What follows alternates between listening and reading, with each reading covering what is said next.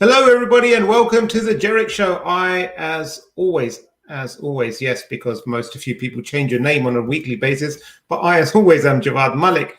And unfortunately, alongside me, now this is going to be really interesting because we've got a special guest as well, and I'm thinking if I add back in Erich, hopefully it'll be Erich and not our special guest that comes in. So hold on, let me just be very careful with what I click. We're such a professional production here, Javvad.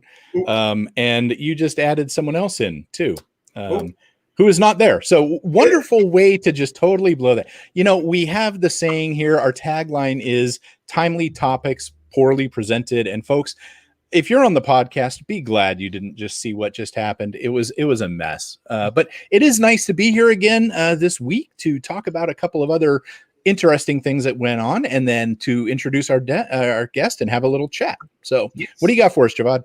Indeed. Let's kick things off with here. This is a story you brought up. What's this all about? Amazon delivery that could be an online scam. Wow. Yep. As if we didn't already have enough problems with Amazon deliveries. Right. You know, it's fairly typical. We do expect this around this time of year, right? And this goes back to the social engineering part where people are expecting packages. We're buying stuff. It's been Black Friday. It's been, you know, all these sales. So people are buying stuff left and right. And then what they do is they start throwing out these delivery problems, or, you know, an exception with delivery, or going to be returned, or something like that, that people, they don't even know which package it is half the time, or even remember that they ordered something. So they're like, oh, what happened to my package, right? And so this is a fairly common one, but I wanted to talk about this because it is so relevant to the time of year that we're in right now. So what I wanted to say is, warn your family members. Let your family members know about this, and to be very, very careful with these sorts of things. If there's a problem, go to the Amazon website. Don't click the links in the email. But it's a great and very powerful type of email. I mean, it gets lots of clicks, that's for sure. It does. And one good tip that I've used, actually, because it can save you. Sometimes over Christmas, you're tempted to send your friends some prank gifts, but normally if you just send it addressed to them, they, you know, maybe their other half or their kids would open it, and that would be inappropriate. So I clearly label whenever I send Erich an Amazon parcel, it's to Erich Krohn, disciple of Javvad, or something like that, or Javad's #1 fan, something like that. And then his wife sees it from the outside and takes it straight to him, said, like, we don't want to be anywhere around here when you open it. True story, folks. That money saving tip is, and yes, friendship saving tip. True story. Next story is a hacker is selling access to the email accounts of hundreds of C-level executives. Now, it would be funny. I saw this and I thought, are these real C-level executives or just the ones that proclaim to be C-level on LinkedIn? Because there's a bit of a difference between them. However, it's a very it's a concerning story, because really, when you think about it, emails are your crown jewels to your organization, and executive emails even more so. We've seen so many business email compromises happen. Even just last week, we spoke about the Australian hedge fund that actually had to shut its doors because their CEO got spearphished by a Zoom email, and bad guys got access to his email, and they started sending off payments to unknown accounts. So this is actually really quite dangerous. So if you're a C-level exec or responsible for security of their accounts, then please encourage them not to reuse passwords. Choose a strong password, use a password manager, enable MFA, give them some security awareness so that they don't click on links. We need to think about the cybersecurity of C-level execs in the same way that we think about the physical security. You wouldn't see someone like, like Zuckerberg. He just comes to mind because he was jogging like a few months ago and he was surrounded by 4 security guards. I think we need to take the same approach, but in the cyber world, because the impact that could it could be quite devastating for the whole organization. Yeah, what I thought was interesting on this one, Javvad, if you scroll up to the top, credentials are a commodity item now, and so they're cheap. They get them in big dumps, but up towards the top of this, I think it should. These are going for $100 to $1,500 per. I think if you keep going up, still more. Yeah, access sold 100 to 1,500 bucks per account, compared to the typical just commodity stuff that's dumped out there from other breaches. There's a significant amount of money to be made here, and these people that are buying this are going to be doing some serious spear phishing in order to recoup that. Yep, absolutely. And it only takes one good spearfish to recoup that and make whatever 5x profit. So there's some stolen credentials from OGUsers hacked again. What is it? Second time, third time, fourth time? Third time for these guys. And you know, it blows my mind, because you have these different forums like this. This one happens to trade in credentials and do, you know, stolen data and stuff like this. And it's ironic to me that, you know, somebody who's in the business of dealing with criminals just keeps getting hammered. And the funny part about this one is, it looks like it was actually a competing forum that did the hack. And so it's damaging the reputation, right? And getting people to just give up and get off of that one and move on. This is just, you know, it blows my mind, the stuff that goes on. There is no honor among thieves when it comes to these sorts of things. And I'm glad you mentioned this article, because they've got this so-called expert quoted in it as well. But yeah, it'll be in the show notes, folks. So those on the podcast, you'll have to wait. I won't ruin the surprise. And you suggested this story, and it came on air. Comcast is saying that hackers attack homes on average 104 times a month. And I read these kinds of sensational headlines, and I curse under my breath. It's such a clickbait kind of statistic just to throw out there. You know, I don't think my house is being hammered specifically 104 times a month. But, you know, sure, my washing machine turns on at weird times every now and then, but that's neither here nor there. But yeah, so I think it's still an interesting bit of research if you take out the sensationalism. I think that's the key. I think what's important to understand is that we have a lot of connected devices in our house, and that's only increasing. And the fact that there's so many things there means that your attack surface is bigger. So attackers will scan, and they will come across any unsecured devices, and they will try to take advantage of it. I think what we need to be mindful of now is, really, you're running a mini data center in your house with so many devices, so many things, and everything's connected. Just a few days ago, last week, did we talk about the Amazon outage, the US East outage? I don't think we did. No. It was on my other podcast. But there was the Host Unknown podcast. That's actually a better podcast, folks, if you want to listen to it. No, it's not. It's Stay on topic, okay? Come on. You and you cracking the whip. But that went down, and there were people whose Roombas would stop functioning because it needed to connect back to the data center to get the map of the room that it had saved there, or people's Ring doorbells were stopped communicating to their phone and all that kind of thing. So I think it's something very interesting in the sense that we need to be mindful, or we need to educate people to be mindful of the fact that, hey, you've got 50 devices in your house that are relying on the internet and communicating on the internet and possibly vulnerable through the internet. So what you're going to do when hackers come for you, brother? Oh boy. You know, the other thing to think about here is, especially in this COVID time, where everybody is working from home, you know, people are reusing stuff, or even if they aren't, they have their work devices on that network all the time, right? So somebody gets in, they do some stuff, they get into that work device, and then what do? We connect to the VPN the next day, right? And so now we're playing games, right? So it is something to think about, especially now that we're in this case that, you know, 104 attacks per month. I don't know if they're counting port scans in that or whatever, but, you know, the things that I have out there, I see a lot of connections and disconnections on, you know, different ports. That's not really an attack, though. So I did like the sensationalist headline, because I know how much you love that stuff too. Thank you, Eric. Anyway, we have got a guest today. And for those that missed the beginning, it's a surprise. or those who didn't read the show notes, it's a surprise.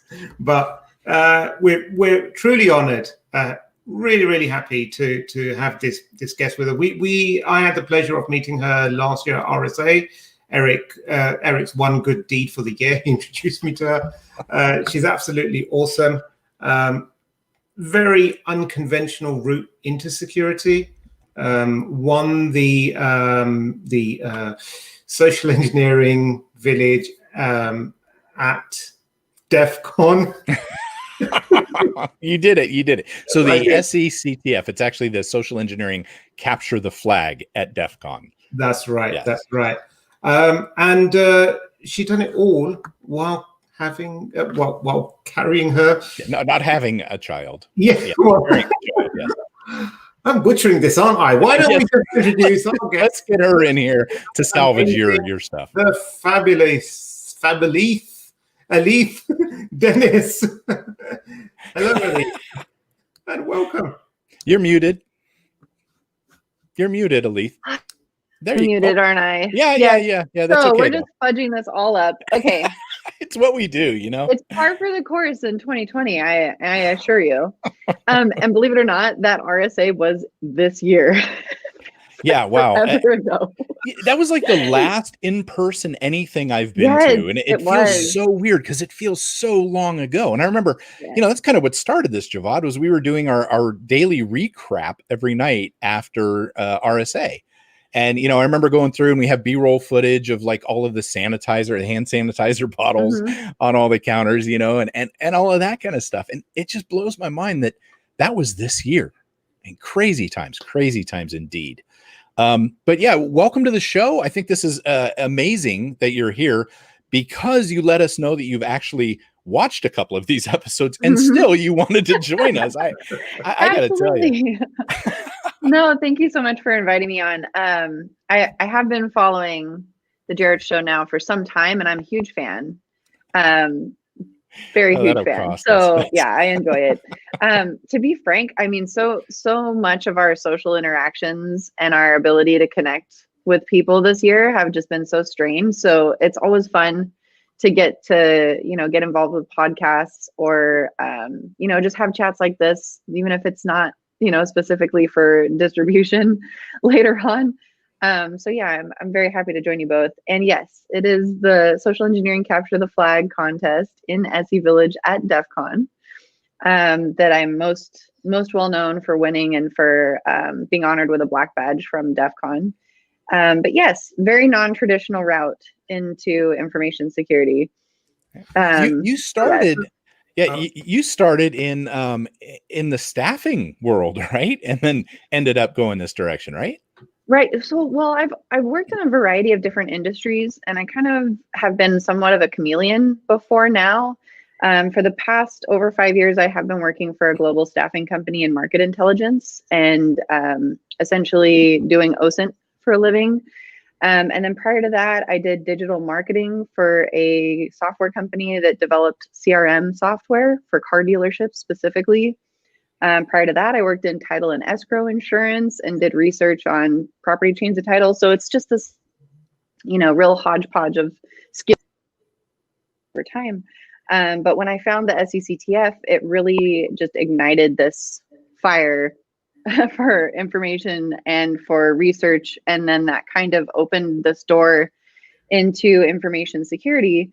And it kind of brought all these skills that I had acquired along the way together. And I was like, I can use all of these things to do this. And I'm super excited and passionate about it. So let's do it. And so it took me a full, I think, 2 years and, doing consulting on the side and now officially being employed as a security consultant and being able to engage with clients and stuff like that. So it definitely was a journey and there was a lot of work along the way. But it's been really nice to be able to have those, what we call in staffing, transitional skills, the skills that will transition from one job to the next, and that can adapt to new environments. And I think a lot of people are in a situation this year where they may have to leverage those skills to get into different industries. And why not information security? That's amazing. So we kind of like glossed over. I mean, you kind of like just threw it out there, like, oh, yeah, I won the black. I won the. Yeah. What does that kind of involve? Because I mean, I've never taken part in one of these CTFs, or especially like a social engineering one and what have you. I've sat around with some people who've been working on some technical ones, but how does one actually approach it? What do you do? I mean, do you go to some training courses? Do you just watch a lot of YouTube videos, or is it just something you're just born with and you just naturally walked in and won it? I mean, how did that happen? There's two different phases to the SECTF. The first phase is information gathering and the OSINT portion. You receive your Fortune 500 company target, you get their URL and nothing else, and then you have to go to work trying to find these specific flags of information that the contest runner gives you. Everything from their janitorial company and their vendor management company, and who picks up their trash, to what kind of computers they use, how long people have worked at the company, those types of things. And you have, I think, 3 or 4 weeks to put together a report, and you actually submit a report with all your findings to the contest runners, and then they grade it. And then after you've acquired all that information, you go to Vegas for DEFCON, and they throw you in a soundproof booth, and now you have to do the live vishing or voice elicitation calls using the people that you found, the phone numbers you found, and the information that you found to put together a pretext and then elicit this information from the targets over the phone live. And you have 20 minutes to make as many phone calls as you can and get as many points as you can.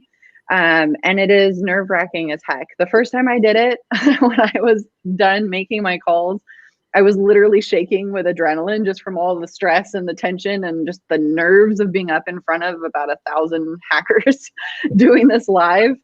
And it was crazy, but it was so much fun. I think there was one instance in one phone call where I had started it with one pretext, and then they transferred me to somebody else, and I switched to a completely different pretext mid-call, and the entire audience just went crazy. And I felt like I won. I mean, I came in 6th, but I felt like I won. And it was so much fun just to, entertain them. So the next year I was like, I just want to do better than 6th. Like, that's all I want to do, but I want to keep playing the game, because this is like the most fun I've had in a long time, like outside of, kids and all that family stuff. This is the most fun I've had in a long, long time. And so I went back the following year, and I spent the year in between the 2 times just dedicating every waking minute to learning as much as I could about social engineering, about pretexting. I read books from actors. I researched OSINT techniques. I did like all of this with the goal of just getting better than 6th place. And then it was like the stars aligned and everything that I planned came together perfectly. And I had upwards of like 200 hours into this effort because I'd been on maternity leave. Coincidentally, I just had a baby, so I'd be on maternity leave during the OSINT portion. That's the truth. And so I made it my job to do all the OSINT, and I put together this strategy and I executed it, and just it all came together perfectly. And I got really lucky, but I also put a lot of time into planning who I was going to call, and I even had like a spreadsheet where I graded the individuals that I'd test called to see who would pick up their phone, and then like average the score. Yeah, typical research person, right? But yeah, it was a ton of fun. And at the end of the first day was my call session. And at the end of the 20 minutes, I was like just so relieved to have it be done and be able to enjoy the rest of DEFCON. That I kind of was like, that was so much fun. I'm anxious to see, the other 7 contestants go to work tomorrow, and now I can relax, because I've been super stressed about the whole, having a 3-month-old baby at DEFCON thing.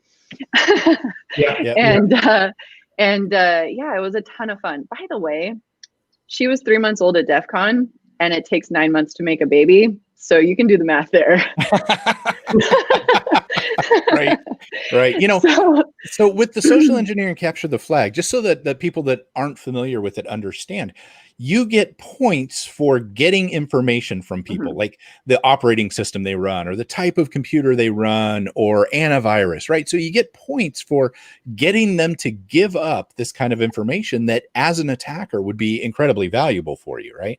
And you're doing this in a soundproof booth, like you mentioned, in front of a lot of people. And I know my biggest takeaway to this is, and cheers to y'all that do this, because it gets so awkward at times. Like I'm cringing in the audience as you just keep pushing somebody and trying things to get information. And it just makes me feel like so awkward. And yet you all just keep like rolling through it. Do you ever feel bad afterwards because you just steamrolled somebody? I still remember the names of all the people that I called both years. I still remember like exactly what they said and exactly how horrible I felt and guilty after the fact. It definitely does kind of wear you out, even when I'm doing engagements where, you know, I'm being paid specifically to do it. But there's something about the SECTF, the fact that they have literally no idea, that does make me feel really guilty, especially when they're so darn helpful. Like, it makes me feel bad, which is why I always focus on pretexts that would never leave anybody with a negative feeling. I never use fear. I never use, you know, manipulative, underhanded type tactics, because I want them to hang up the phone and just think, that was a weird call, and move on with their lives. You know, I love Chris Hadnaghi, who kind of puts this together. You know, his mentality and a lot of what he does is leave people feeling better than before you got there. And I think that's a key tenet to this. Exactly. And it was kind of funny. One of the people that I called, and I will tell you, this was prior to pandemic, I targeted remote employees who were regional salespeople who had cell phones for work and were used to getting called after business hours, because I had to call after business hours with my call time. And I had a gentleman that I didn't know until I was able to actually talk to him on the phone instead of just making sure he picked the phone up and then hanging up. But I didn't know he was on paternity leave. And this organization gave 4 months of paternity leave, and he was like 3 months into it.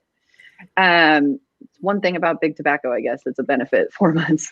So anyway, he was 3 months into his leave, and I was getting ready to say, oh, you know, I'm so sorry to bother you. Let me let you go, because I wanted to make sure I had as much time as possible to call the next person. And I thought he was going to shut me down. And he said, hold on, I'll go get the computer and I'll boot it up. And I'm like, what? They were desperate for some interaction at that point. They were desperate because my pretext was essentially, you know, I'm working with IT. It looks like your computer hasn't connected to our VPN in a while, and which was perfect for him because it totally hadn't. And, you know, we're getting ready to replace a lot of our regional salespeople's machines. And I wanted to make sure that we had all of the software that you use installed on the new one before we ship it out. So I got all of the, you know, hardware questions, all of the software questions. I even got, what shipping courier do you prefer, UPS, FedEx, and like a variety of other things. But in the beginning, to build the rapport, I was like, that's so crazy. I just had a baby too. I totally wasn't lying. So yeah, it's tricky. And I still do feel flipping terrible, because I'm sure he contacted IT at some point and was like, where's my new computer? And they're like, what are you talking about? But yeah, sometimes I think I talk about it too much, and then somebody's going to like confront me about it. And and they'll be like, I lost my job because of you. Yeah. Oh my God. Yeah. That would make me feel insanely terrible. But my hope is that everybody just dismisses it and moves on with their lives. Like, oh, that was strange. And then just nothing comes of it again. Well, and I would hope that, honestly, if they do reach out to IT, they go, hey, you know, this is a problem. Maybe they learn from that, you know, and it's a learning experience, because we do need that. The past 2 years that I've competed, none of my targets have actually reached out to social-engineer for the reports, but they can absolutely do that. They can gain access to the report. They can have it for free and then use that in their security programs. But we actually send the targets to the social-engineer.org website as one of the flags. So they're actually, you know, brought to that information, which is, I think, quite ironic. But, you know, if they looked around a little bit, they'd probably be able to figure out what was going on. That's quality. So you've mentioned the baby a couple of times, and so it's I just find it quite incredible. How do you balance your time? I mean, how do you make time? Like you talk about putting in 200 hours, and I know a lot of people have busy lives. We all live busy lives these days. Everyone's short on time. But how do you actually go about scheduling your time? Do you have just like ultra discipline? Do you block out like, okay, 2 hours I'm doing this, 2 hours I'm doing this, and then I'm back into mum mode or wife mode or whatever it is? Or, I mean, are you just going to tell me you're just naturally gifted at multitasking and you can just do 50 things at the same time? No, I've been told I'm horrible at multitasking. I am pretty good at multi-threading, which means I can kind of keep track of a variety of different things going on at the same time. And up until recently, I was working like 2.5 jobs simultaneously every day. I don't take lunch. Like I don't take a lunch very often. And I do have a lot of support. And prior to now, that was, schools, daycare, things like that enabled me to work full time. But I do compartmentalize. If I'm at work, I'm at work. And if I'm at home, I'm at home. And I've worked remotely for about 10 years. So at work is a mental state more than it is a physical state most times. But I try to A, compartmentalize, and B, like on the weekends, my work computer stays shut unless I have, like a commitment for a conference presentation or something like that. I keep the work computer shut, and I try to really devote my time to family time during those times if I can do that. And then I also have chickens and a lot of them. And so that kind of like, it keeps me grounded. Like I don't want to spend every waking minute glued to a screen. And sometimes I feel like that happens to a lot of us. So the chickens and the dog and those kind of things, they like make me go outside, and I try to make the kids go outside too. And I have 4. All under the age of 10. So it's a lot. And sometimes I don't sleep very much because I'm like packing backpacks and doing that kind of stuff at midnight. Like last night when I was trying to pull all the stuff from 2 weeks ago out of the backpacks I never unpacked. but I try to separate the home and the work stuff. And then as far as the work stuff, it's really a matter of just prioritizing tasks. And I have a really hard time with focus on the stuff I'm supposed to be doing rather than the stuff I want to do. Rings a bell. So honestly, I keep these around and I just list all the things I have to do today so I can see it. And then I cross them off as I go. And then once I do that, I give myself the reward of, spending time on Twitter or doing the thing I want to do instead of all the stuff I had to do. And I will literally bribe myself with cookies if that's what it takes. Literally. Like you can only have that when you are done with this, even though you hate doing this. Like that's a great way to do that, is reward yourself. Yes. I bribe myself continuously. Yeah, and I like the list idea. I mean, it's something. So I have not worked from home all that much. Javvad has. So he's more used to it, but it's been a real challenge for me to separate that time, So I'll find myself up here. My office is kind of upstairs. I'll find myself up here all day. And then I just kind of don't know when to leave. It gets kind of weird like that. And I think that that's something that a lot of people probably struggle with if they've never done this before, but I like the idea of making lists to be able to do that. Cause it is hard to unplug. Once you have a list that's checked off, all the things you had to do today are checked off, you can kind of go, okay, I accomplished something. Like there's actual result to the work I was doing today that I can see physically on a piece of paper. And then it kind of gives you like that sense of it's okay for me to stop because I did all these things. And for me, it's been a little bit easier because I had the kids to go pick up or something to, cut that time. And then the picking up and the coming back home was sort of like the commute, even though it was going back to the same place. It was coming back to a different mental place. And I've heard others who do not have similar things like kids to pick up or mail to go get or something like that. They try to replace that commute time with something else.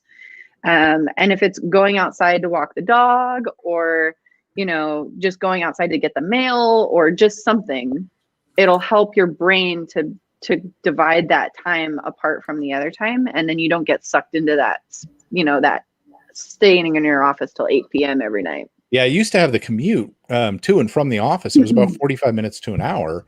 And that was my time where, you know, I kind of like did the who saw and relax and turn up the music and Yeah. kind of chill. And it broke that time up where Mhm. here now a lot of people, you know, obviously we're just kind of running into things. Walk going into all the the next time. room. Yeah, it's kind of crazy. So, you know, like I mentioned before, I know Javvad and I get a lot of questions from people that are like, hey, I want to get into information security. What do I do? How do I do this? And in my opinion, what I've seen is a lot of it is mindset, right? So you came out of staffing, you came out of these areas, but you had a security mindset, right? It intrigued you, it made you interested. And then you were able to take these things you were doing, like in market analysis, I think, and turn that into, you said OSINT all the time, but at the time when you first started doing that, you may not have even known that term, right? That's correct. Yeah. And I think it's really cool. So what would you say to people that want to get into this field with the experience that you have coming from these outside areas? I would say that getting involved with CTFs, whether that's OSINT CTFs from Trace Labs or the SECTF from SE Village, hopefully next year when we get to go back. Optimistic here. And then there's CG Silvers also does an OSINT CTF. They did one at DerbyCon last year, and I think they were supposed to have one at CyberCon this year. But getting involved in those types of things, it's going to give you the ability to pull those skills together for something different and figure out if it's something that you're into. But B, it's also going to give you the ability to network with other people who are in these industries. And I'm not saying this in like a manipulative, tricky, scammy way, but you can use your networking abilities to then leverage those relationships into getting you in front of decision makers at companies. Because the biggest issue that I had was that my resume didn't have a whole pile of certificates on it, or, an IT background, or some of the things that recruiters are looking for. And those certs are the things that get you past HR, but that's it. If you can get past HR another way and demonstrate that you have those transitional skills, that you have, like a whole sheet of your resume that's all, hobby stuff, like take all the courses from Black Hills Security. They're free. Take them, put them on there, collect those certificates, show and demonstrate that you are doing stuff to learn and to continue your education, and then show how you've applied those things through the CTFs, and then leverage that kind of stuff to get you to a person who would consider hiring you on. And there is always the chance that you're going to have to take a salary cut or take a title cut, go backwards from management or something like that. And it's going to enable you to get into the industry that you want to be in. And then you can start working your way up again. But you kind of have to be willing to pay your dues.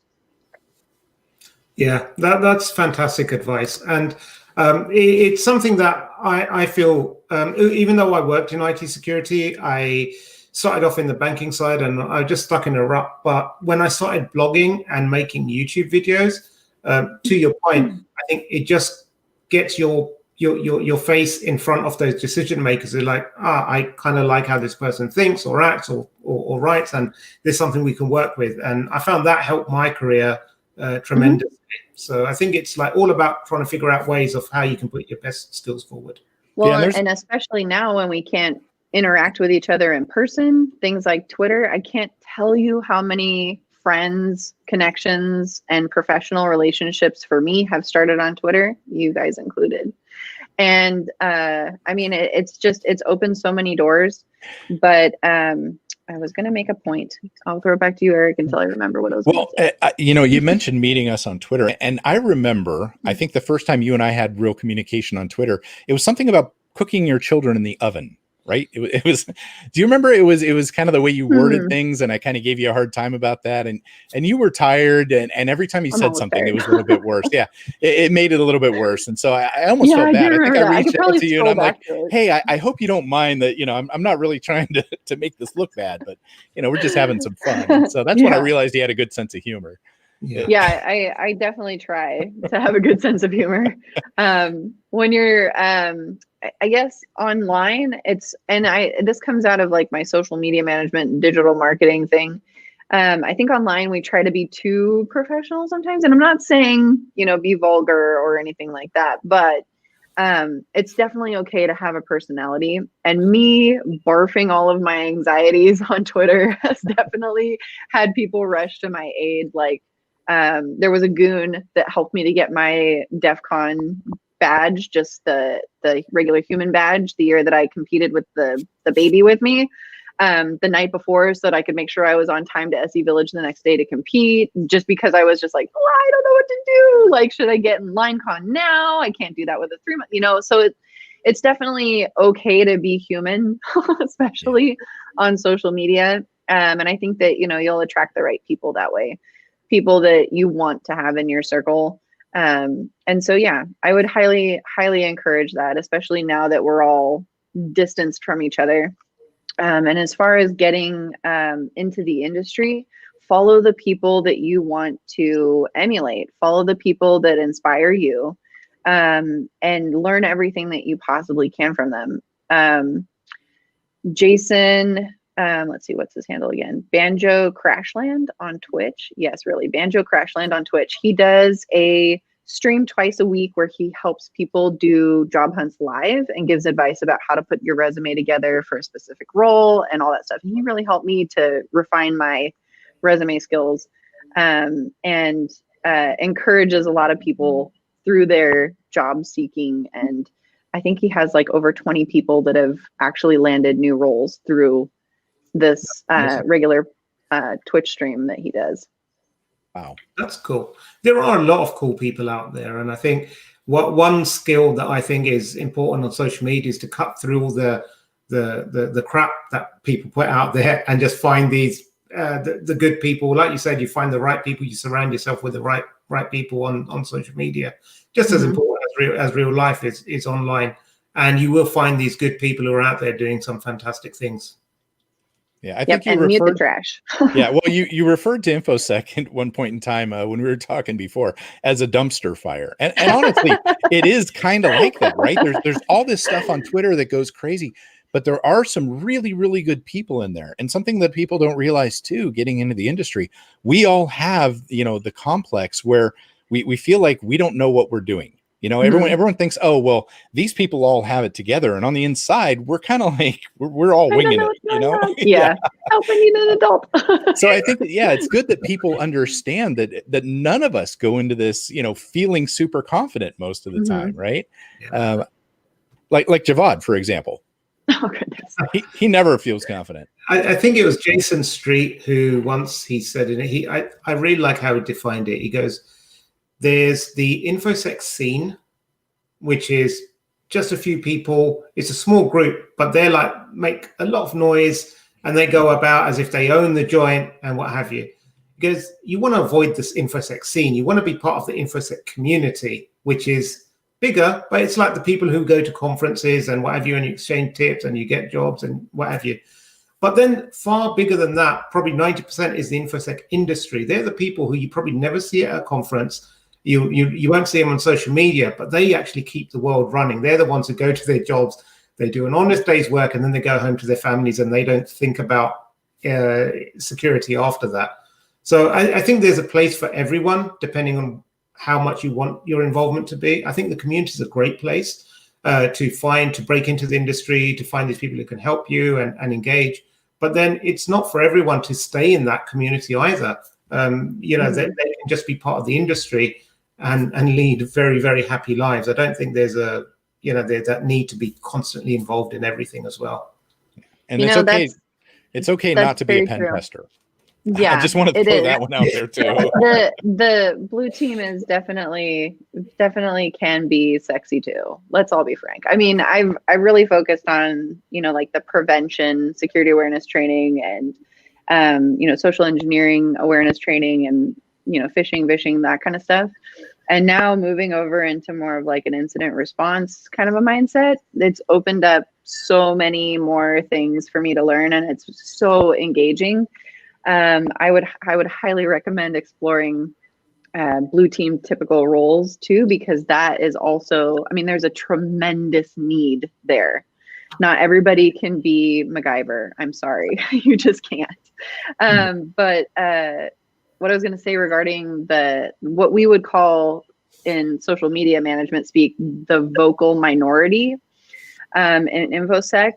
The most elite hackers that I personally know, like have met in person, have like 4 or 6 followers on Twitter, and they don't use their real names anywhere, and they're incredibly smart and talented.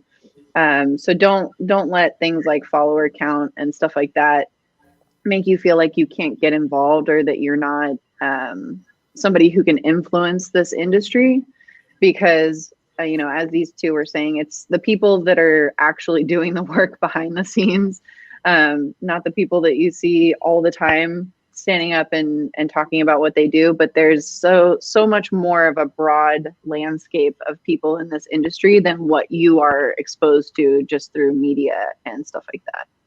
Yep. Yeah, absolutely. And I completely echo that. And I often say to people who I know, friends, colleagues who work in the industry, and I'm like, you know, there's probably something you know that no one else knows. There's maybe you figured out a way of how to articulate a risk so well that, you know, it's perfectly clear. Why don't you just build a talk around how you articulate risk? How do you write them down? How do you, maybe you take results from a pen test and you interpret them into business speak in a particular way, and there's a methodology you follow. That's something that would be valuable to majority of people, because it's a challenge a lot of people would face. But, you know, go and talk about that. You know, not everyone needs to know about, you know, how do you get root on a box? It's these things. How do you speak to people? How do you influence things? How do you, you know, just prioritize your projects? You know, a whole manner of things. Yeah, soft skills are a big deal. Communication is critical. Communication, report writing, the ability to describe processes in a way that anybody could understand it. All of those things are critical and crucial to these types of roles. And I have people ask me all the time, you know, should I submit a talk about this? I saw somebody else did a talk that was similar. Well, yeah, but you're putting together your perspective. And honestly, the conference talk circuit, we see so much of the same, including myself, totally guilty, so much of the same people and the same topics so often that it would be wonderful and refreshing if many more people would contribute their perspectives and contribute CFP applications. Indeed. So let's look at the trajectory now. So it was a mixture of marketing, social media, staffing, a lot of self-study, social engineering, and now you're moving more into incident response sort of field. Where do you see the future? What do you have your goals set on? Where you know, kind of where would you like to see yourself in a few years' time? Well, I tend to kind of fly by the seat of my pants now. I used to really be like a long-term planner. And since having kids, a lot of those like control aspects of my personality I've had to kind of throw out the window. You know, I always want to make it a goal to do better or improve or learn more than I know now. Just like the SECTF, I just wanted to do better than 6th. Right now, my goal is to really learn as much as I possibly can, and contribute as much as I can on, you know, from my knowledge of social engineering and the work that I've done for assessments and things in the past. I want to be able to contribute as much as I, you know, am taking, but I feel like I'm going to be taking a lot here from my team as far as learning and acquiring new skills. And so I try to give back through, you know, offering trainings and fundraising as an ambassador for the Innocent Lives Foundation and doing those things. And I definitely want to continue doing those things. In the future, though, my ultimate goal is to just be a chicken farmer. Oh, man. And just breed new breeds of chickens, because I've always been super interested in genetics and biology and stuff. And I just happen to have like 50 chickens. So yeah, I would love to be able to do that full time, but I feel like I'm going to be living here in the dumpster fire with all of you for quite some time. Oh, well. So before we wrap up, are there any, for our listeners and viewers, any books or people you recommend? Yes. People would read or follow or learn from? Yes, just let me grab the books. Okay, so I have a few books back here that absolutely, yeah, I got a lot of books. I just got a lot of these, but one that I used a lot while I was preparing for the SECTF is the Code of Trust. This is from Robin Jerich, and he's got another book called Sizing People Up, which is really great, even if you are not in a management role, to better your leadership skills, conversations, and like sizing up members of your team. For imposter syndrome, which I know is something we all struggle with, Billy Boatwright, who is a very good friend of SE Village, wrote Swing Away. All of these are on Amazon. This puppy, really cool book. This is essentially just like a cheat sheet book that has a lot of OSINT stuff in it. And yeah, I know I have a lot. And then the Pentester Blueprint. This is from Philip Wiley and Kim Crowley. This one just came out recently. Yeah, check that out. And then so I think you guys know this guy. Oh, Roger Grimes' book, Hacking Multifactor Authentication. This one just came out too. And I will admit I haven't read the whole thing yet, but I am really excited to dig into it more. Yeah. So those are all the books. I had them out for my chat with Chris Hagnaghi yesterday, but yeah, I love that you had no idea that question was coming. I had no idea it was coming, but I was like, I can pull them all out. Yeah, I just received a lot of those, so they're on my desk for, my spare time. Fantastic. Eric will put them all in the show notes below. I'll send you my Amazon affiliate link. You can use that. Yeah. Thanks a lot for that. All right. Cool. Well, thank you so much for joining us, Alethe. We've taken up a lot of your time. You've been very generous. I've certainly learned a lot. Eric is he's just but I'm sure our listeners and viewers have learned a lot. I believe your website is alethedenis.com if anyone wants to find out a bit more about you. Otherwise, Twitter, you said, is the best place? Alethe Denis? Twitter is the best place to reach out to me, and my DMs are open. If you want to get in touch that way, it's totally fine. But yeah, thank you so much for having me. This was a lot of fun. And hopefully we'll spend, maybe not RSA together, but hopefully next DEFCON we'll get to hang out. Hope so. Absolutely. Yeah. Cool. Yeah, thanks for joining us, really, again. Always wonderful to talk to you. I love your story and the way that you've done this. And you're just a great person. Like, we've spent time together, and you're just a great person. You're a lot of fun. Your husband's a lot of fun. The whole family that I've met so far has been a lot of fun. So yeah, thanks for being here. You. Thanks for the time. And absolutely. Eric, you know what you forgot to tell me? You forgot to remind me about running the intro at the beginning, the video. No, I did do that in the beginning, and you just said, hopefully I'll remember to hit record this time.